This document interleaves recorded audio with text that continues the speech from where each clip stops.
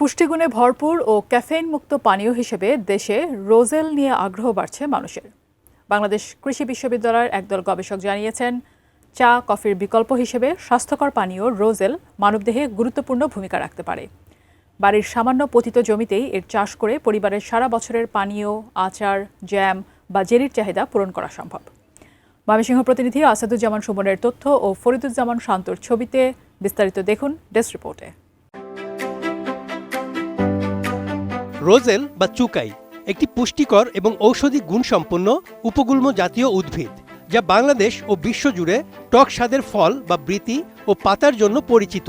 এর গাঢ় লাল বৃতি থেকে স্বাস্থ্যকর চা, জ্যাম ও জেলি তৈরি হয়। এটি উচ্চ রক্তচাপ ও লিভারের সমস্যা নিয়ন্ত্রণে সহায়তা করে এবং ভিটামিন সিতে ভরপুর।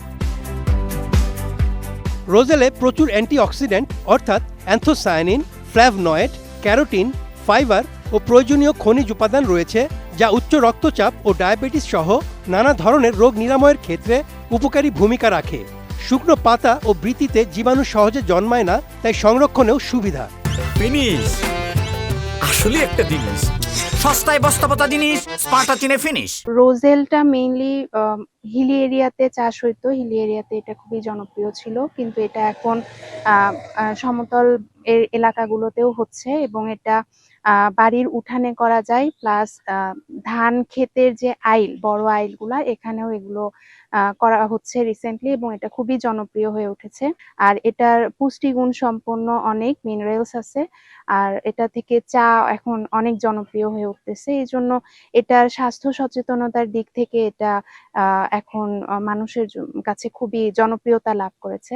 প্লাস এটার যে লাল ভ্যারাইটি, যেটা লাল মাল্টি মরফোলজি যেটা, সেটাতে অ্যান্থোসায়ানিনের পরিমাণটা বেশি থাকে, এই জন্য এটা ফুড কালার হিসেবেও অনেক সময় ইউজ করা হয়।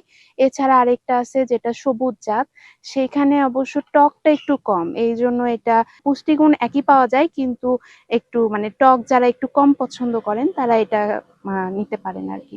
এটা হচ্ছে লবণাক্ত এবং খরা বেশ সহিষ্ণু আর কি। গবেষকদের মতে অন্যান্য ফলের তুলনায় রোজেলের অ্যান্টিঅক্সিডেন্ট মুক্ত অবস্থায় থাকায় এর কার্যকারিতা বেশি। কচি পাতা ও ডগা সবজি হিসেবেও খাওয়া যায়, যা পার্বত্য অঞ্চলে অ্যামলিয়া শাক নামে পরিচিত। পাতা শুকিয়ে গুঁড়া করে দীর্ঘদিন সংরক্ষণ করা সম্ভব। খুবই একটা বিখ্যাত উদ্ভিদ আমাদের রোজেলা উদ্ভিদ, বা বাংলায় বলে চুকুর বা টক গাছ।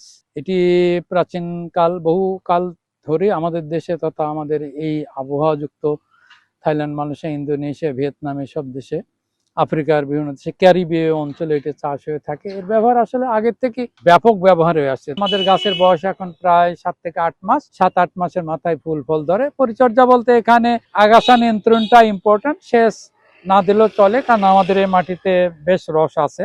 আর পোকামাকড় তেমন ধরে না, হালকা কিছু ধরে। প্রচলিত যে পদ্ধতি আছে সেগুলোতে এটির পোকামাকড় নিয়ন্ত্রণ করা যায়। আর এখন আমাদের গাছের বয়স এরকম 7 থেকে 8 মাস। এটি আমরা দেখছি লাল জাত, আবার সবুজ জাতও আছে, আমরা দেখেছি আগে।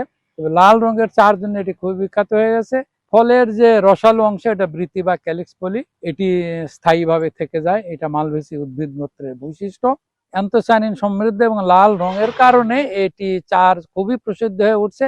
এবং এই অ্যান্থোসায়ানিন যে একটি পদার্থ, ন্যাচারাল, এটি জৈব রং, এটি জৈব রং হিসেবে ব্যবহার করা যায়। এটি এর নানান রকম ঔষধি গুণের কারণে এটি সাম্প্রতিককালে কিন্তু খুবই জনপ্রিয়তা লাভ করছে। সেটি হলো heart disease, cholesterol, diabetic, high pressure, এইগুলোতে বেশ খানিকটা নিরাময় করে। এই বিষয়ে আমাদের গবেষণায়, পৃথিবীর অন্যান্য গবেষণার থেকে এগুলো উঠে আসছে।